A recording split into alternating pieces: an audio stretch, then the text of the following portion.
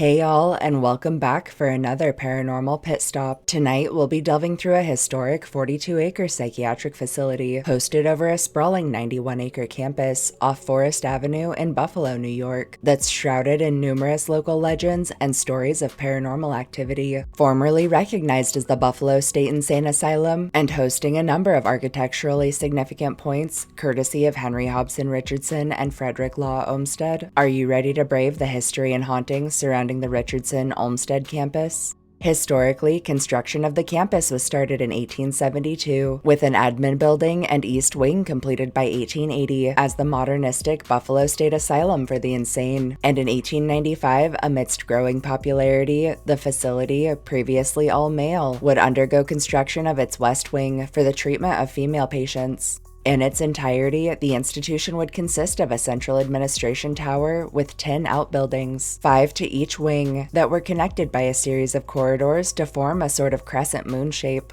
In 1927, the impressive facility's original 203 acres were cut in half, with the northern portion being transferred back to the state for the development of what now stands as Buffalo State College. The hospital would continue to treat patients until the 70s, when the structure would begin to show its age, after which new facilities were constructed nearby. In 1973, the asylum was added to the National Register of Historic Places. In 1986, it was honored as a National Historic Landmark, and until 1994, the Central Administration Building would be utilized for office space, after which it was left abandoned. In 2006, the Richardson Center Corporation was established by the state of New York in an effort to rehabilitate the site. Perimeter fencing, lighting, and a hired peace officer were implemented to prevent further criminal activity on the property, and in 2008, work to stabilize some of the more severely damaged buildings was started. Sadly, in 2010, a large fire would set back renovation efforts. However, work would resume promptly, with stabilization completed by 2012.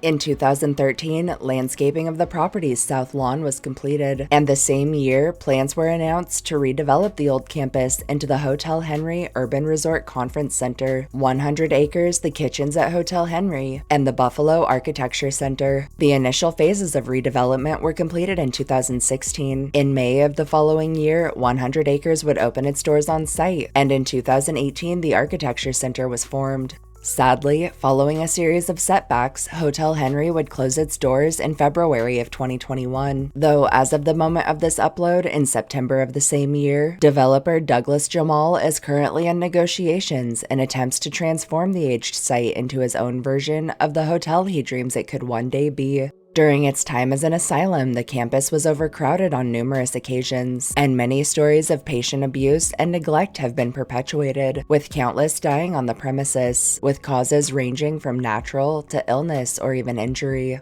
Out of respect for those still living, current complex owners have refused to discuss hauntings, meaning all associated legends available today are from either first-hand accounts or from local tales passed through generations, with those lucky enough to explore the site telling of disembodied voices and crying, footsteps heard from empty spaces, and screaming, always seemingly emanating from a distance with no locatable source. Several informal investigations have yielded orbs in photography and video, frequent electronic malfunctions, phantom phone calls, and televisions that turn on and off by themselves. And some have told of encounters with either shadowy figures or ghostly doctors, nurses, and patients that can sometimes be spied through windows in rooms that are supposed to be locked and empty. Reported by staff and guests from when the Expanse acted as Hotel Henry are accounts of doors opening and closing on their own, lights flicking on and off by themselves, objects sighted moving or even floating in midair, accounts of personal possessions going missing and turning up later in odd places, and encounters with the ghost of a little boy that's been known to wake those sleeping by tugging at their blankets or dangling hands.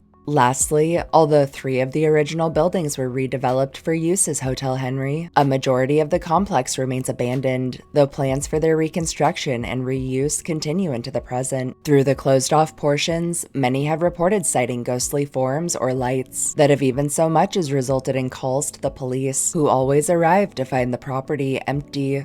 Thanks for joining us on this paranormal pit stop. Don't forget to like, share, and subscribe. We'll see you next time.